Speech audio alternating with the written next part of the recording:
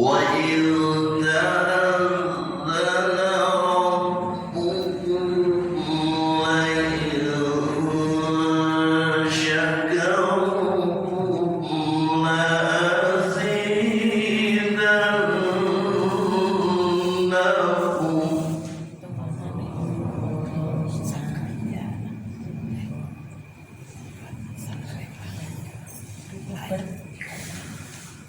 لئن شكرتم لئن شكرتم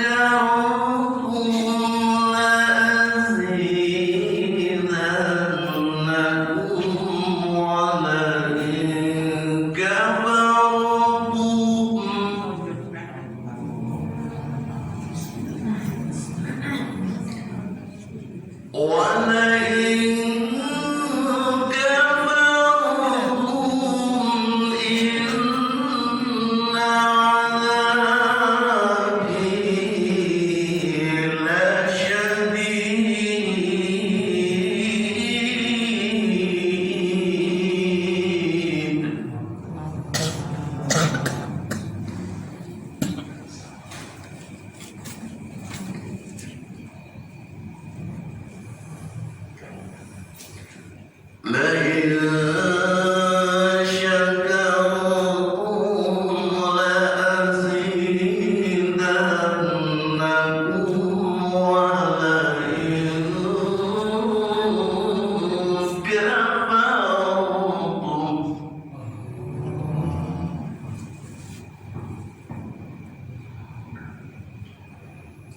ولئن كفرتم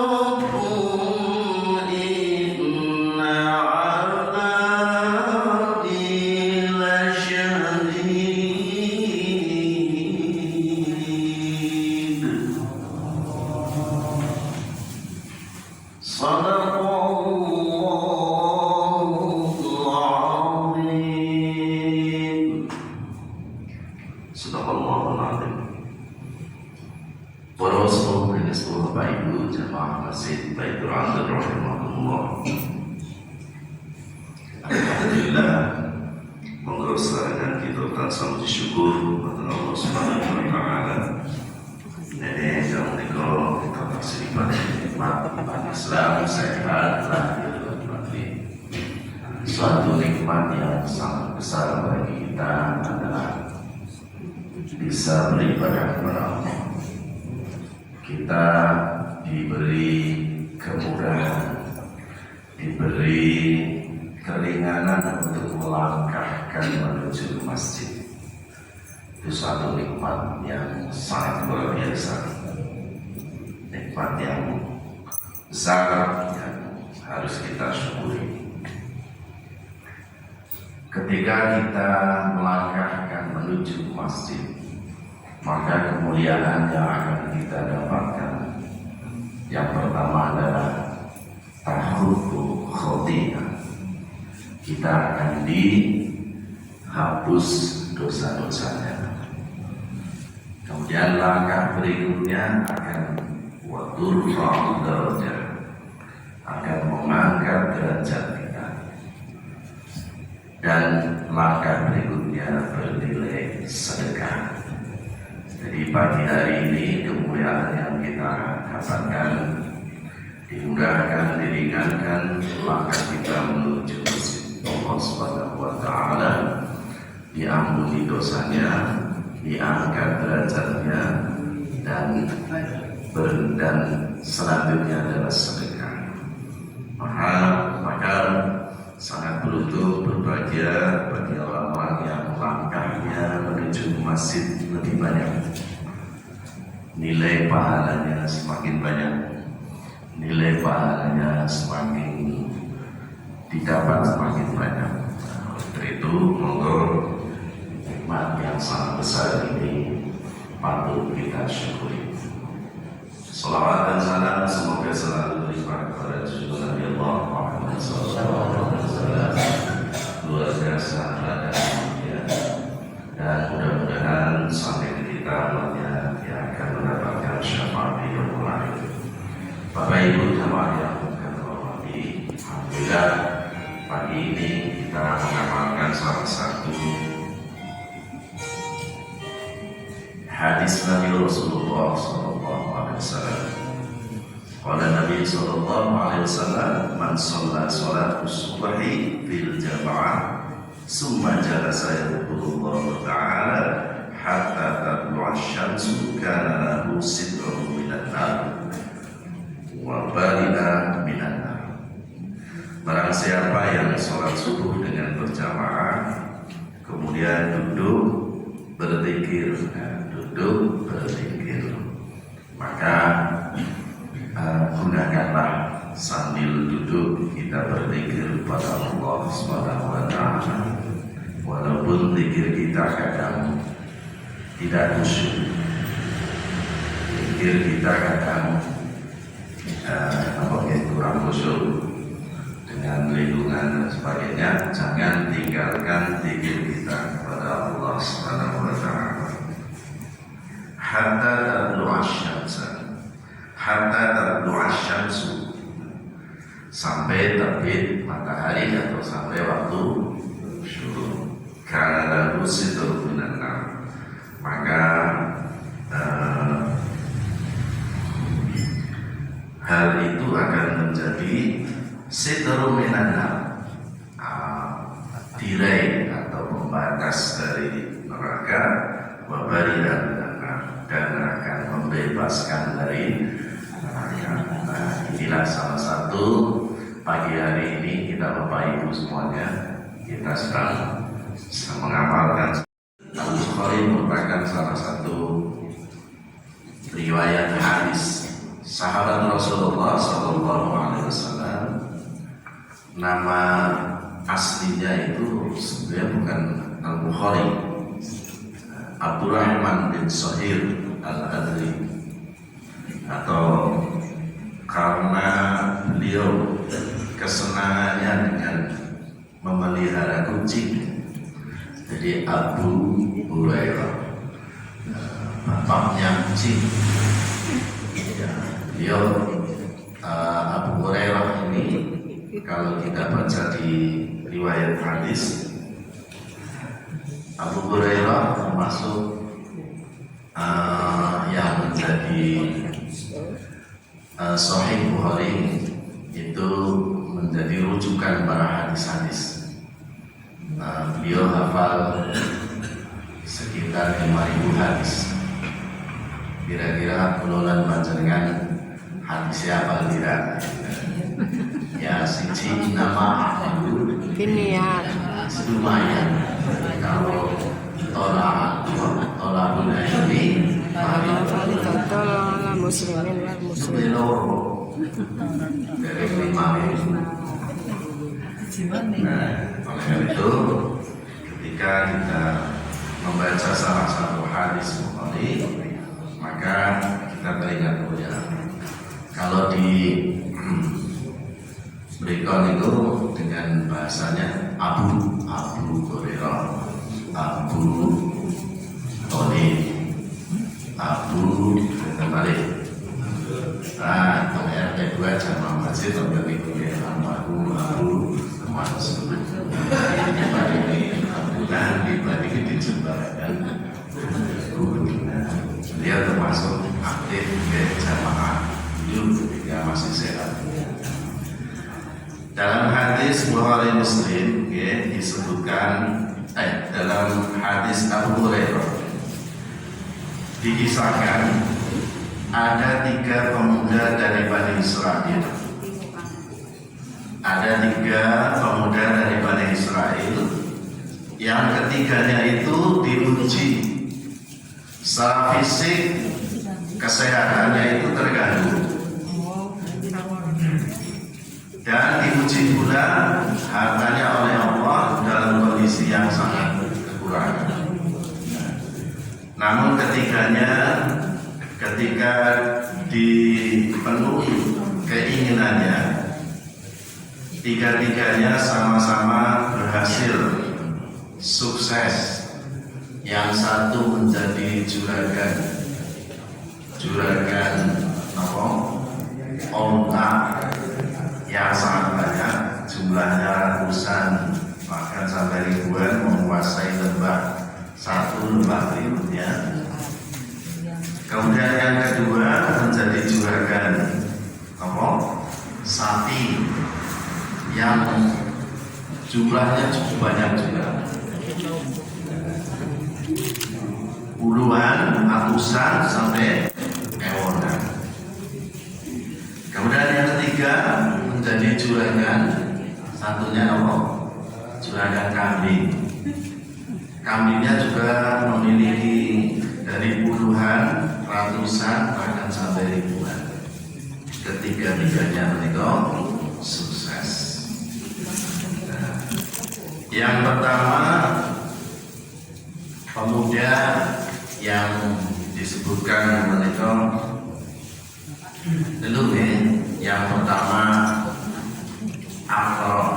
yang pertama menikah Abros, si Abros. Yang kedua si Akoro. Yang ketiga si Ahmad. Apa itu? Tiga kisah pemuda zaman Bani Israel. Yang pertama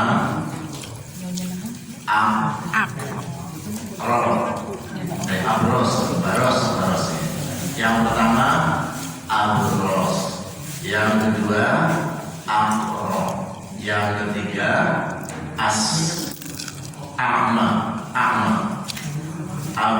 Abros, Akoro, dan Ahmad. Apa pendapat? Dalam kisahnya ini,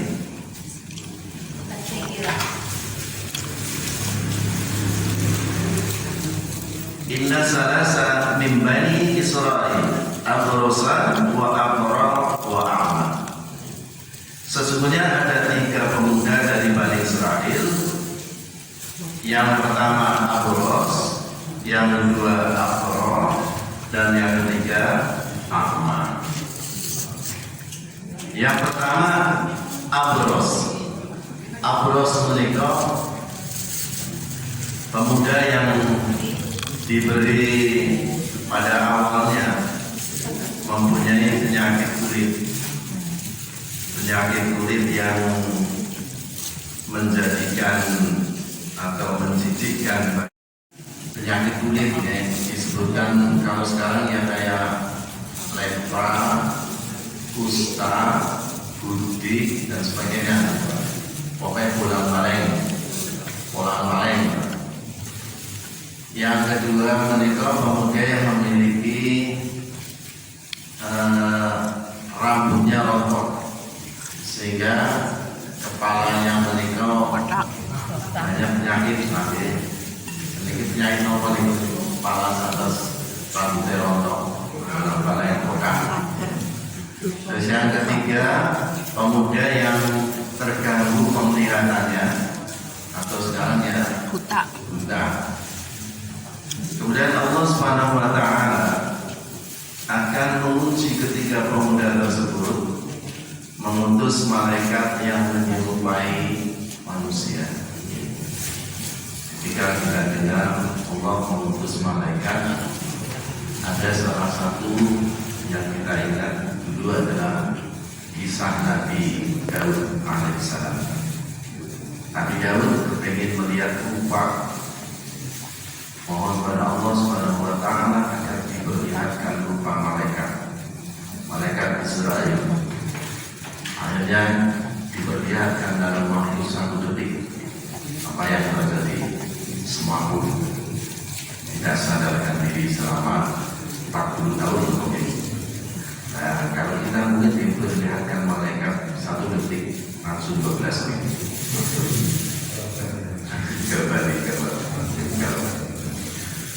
Kemudian Allah Subhanahu wa Ta'ala mengutus malaikat yang menyerupai manusia ke 3 orang tersebut.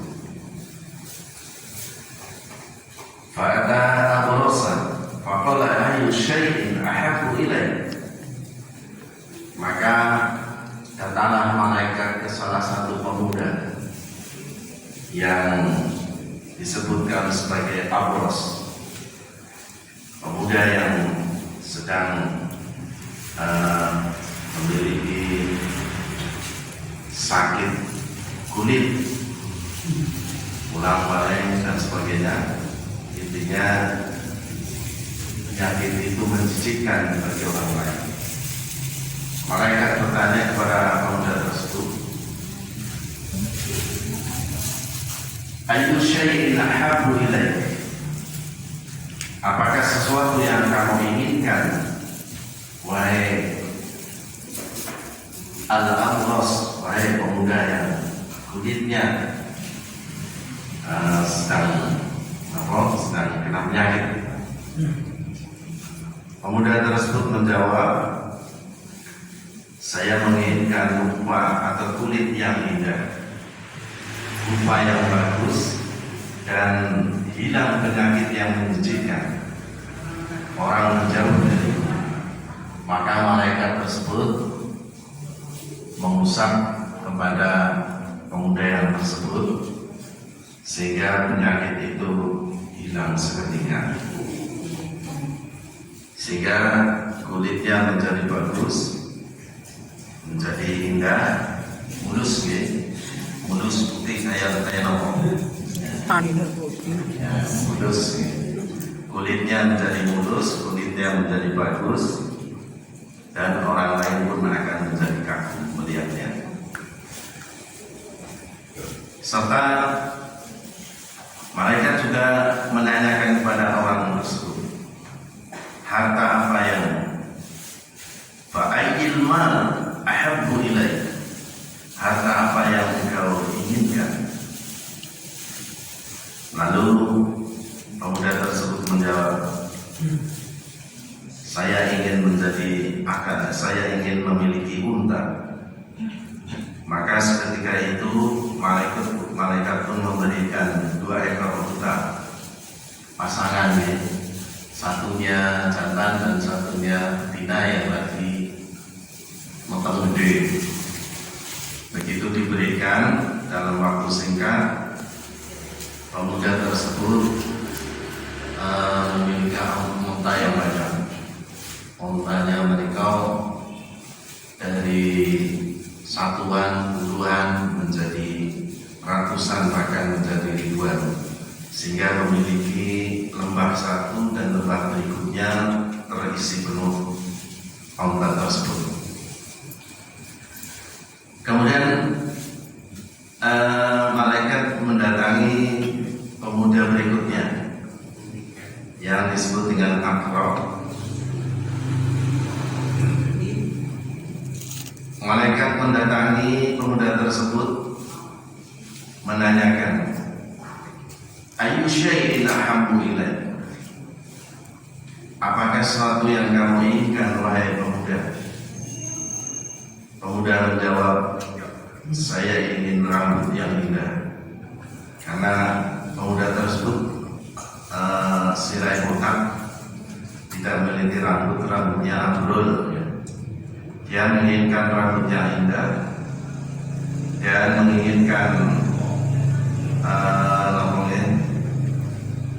rambutnya mereka ketren secara sendiri, sehingga orang lain yang pada saat itu melihat jijik, orang lain akan hilang dari diriku. Maka malaikat itu mengusapkan kepalanya, dan seketika itu kepalanya tumbuh rambutnya, sehingga rambut itu menjadi indah. Rambut kan menjadi nopo bagi perempuan itu mahkota, sehingga pemuda tersebut memiliki rambut yang indah dan menjadi kekaguman bagi orang lain. Kemudian bertanya kepada malaikat tersebut, kepada pemuda tersebut, "Ayyul mal ahabbu ilaik?" Harta apa yang kamu senangi? Ia menjawab, "Saya ingin memiliki sapi." Maka malaikat memberikan 2 ekor sapi tersebut yang